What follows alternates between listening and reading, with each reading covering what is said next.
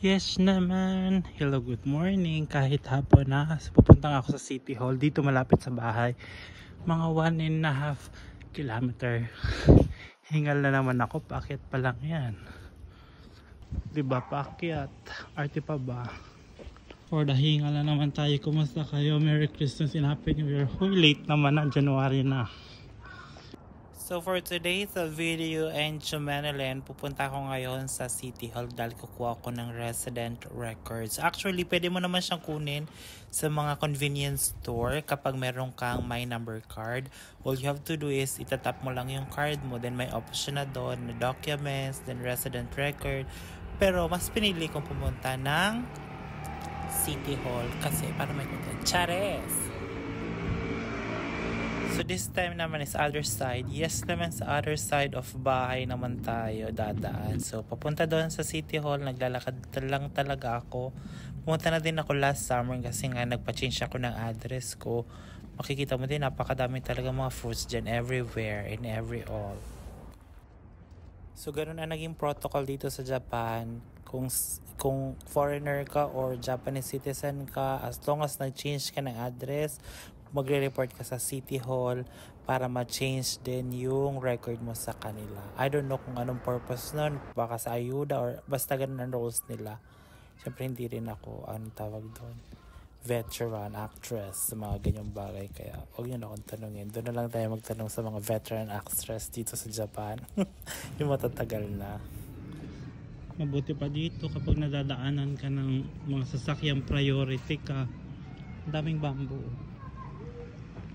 Yung nakaraan, may nagkukuha dyan ng mga bamboo, yung labong. Masarap yun sa sardinas. Dati kumakain kami na sa. Tapos, hinihintay ka talaga na makadaan yung mga sasakyan bago sila tadaan. Nakakahingal naman na Yung maririnig nyong uwak, everywhere, anywhere talagang uwak dito sa Japan. So ayun, nandito na nga ako sa City Hall. Napakaganda din talaga ng City Hall sa loob. Hindi na ako napag-video at baka masita tayo. Huwag na tayo maghintay na sitahin para mag-video.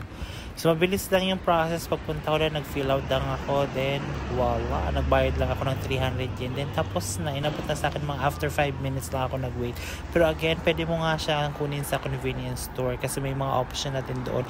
Yung katabi siya ng fax machine or ng photocopier or basta gano'n. Itatap mo lang yung My Number card mo. Then after na, pumunta ako sa supermarket. Nagtingin-tingin ako kung anong pwedeng bilhin, ganyan, kung mas mura. And na-discover ko, may mga mura talaga dito like avocado, yung mga gulay, yung mga shrimp. Medyo mura dito sa Mama something ganyan.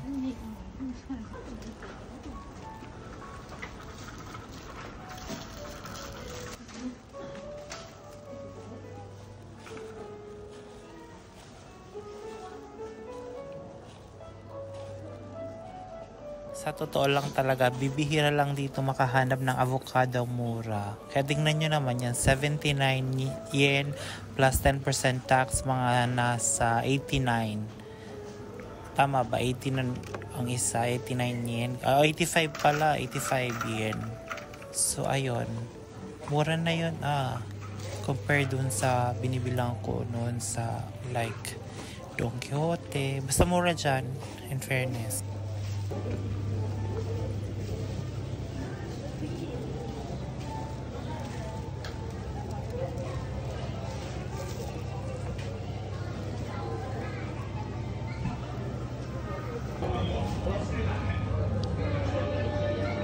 So na-surprise nga ako na very late dyan dahil may mga Costco products silang binibenta. Like yung muffin, ganyan, yun lang, muffin. Yan din, Costco product din yan. Kaya bumili ako dyan ng isa. Pwede naman siya, yung price na dyan. Kasi kung mag-train ka pa, magpapamasahe ka pa papunta doon, kung yun lang bibilhin mo, pwede na.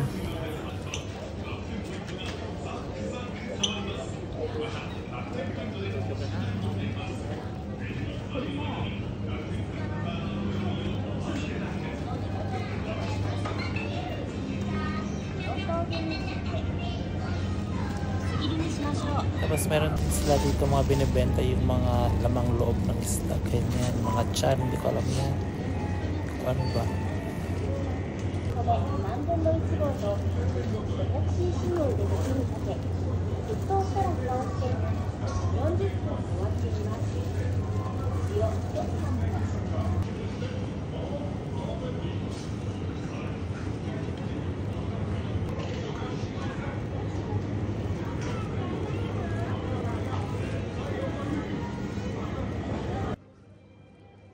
May area dito ngayon sa supermarket na mga murang snacks, mga chocolates.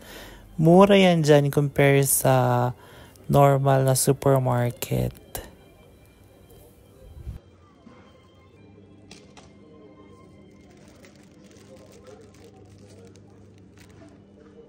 Naisipan kong parang gusto kong kumain ng pizza kaso pass muna. Yan talaga yung binili ko. Kumuha ko ng isa. Pero nag-isip muna ako mga matagal. Ganyan. Nag-ikot-ikot muna ako bago ko napag-decide na bibili ako ng muffin.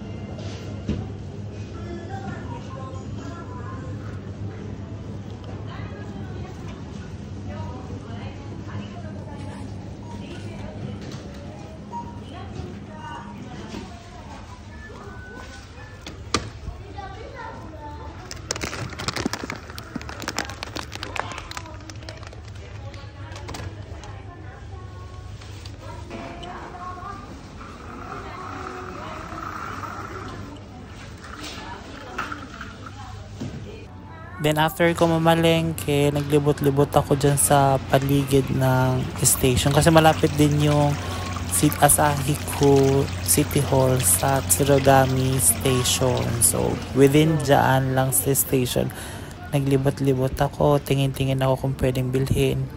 Ganyan.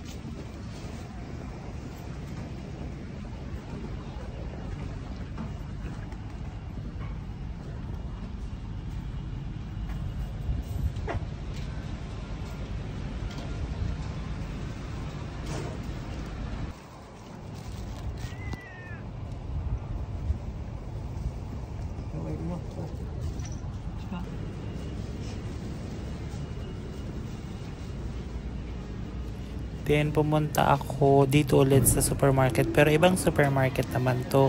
Tingin-tingin ako kung ano pwede kong bilhin. So yun na nga, medyo mahal talaga dito yung ibang fruits, yung mga vegetable compare doon sa una kong pinuntahan. So nangyari, wala akong nabili dyan. Tingin-tingin lang ako. Pati yung avocado nila mahal din talaga, pero medyo mura yan compare din sa iba.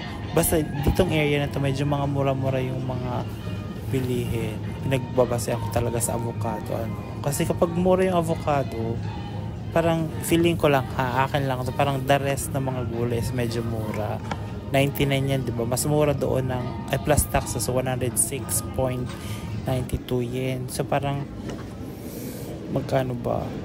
Parang sabihin natin mga 12 yen yung difference. So doon pa rin tayo sa una. Pero hindi ako bumili ng avocado. Then after nyan, pumunta ako sa bilihan ng mga manok. So ililibot ko muna kayo. Bumili ako ng fried chicken. Masarap yun. Hindi ko na na-vlog. Then nakita ko yan na picture sa may salon. Parang gusto ko magpa-haircut na gano'n.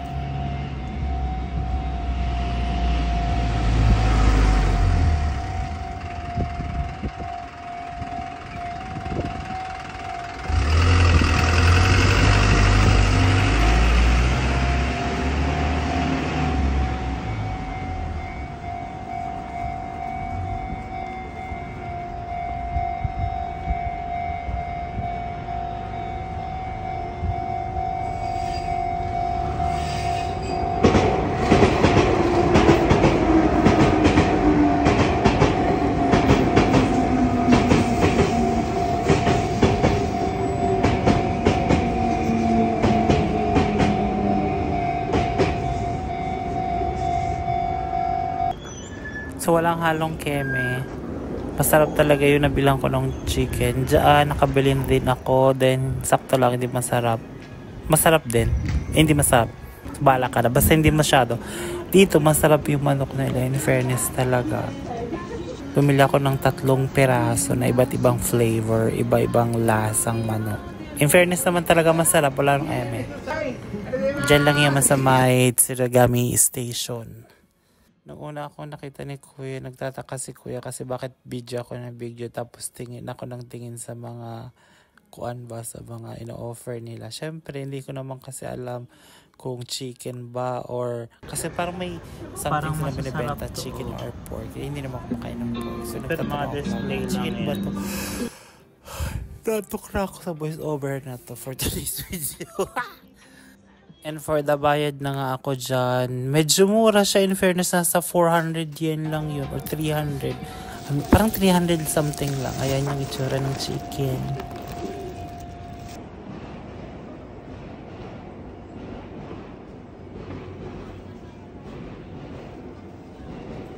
And after nyan, pauwi na ako sa bahay.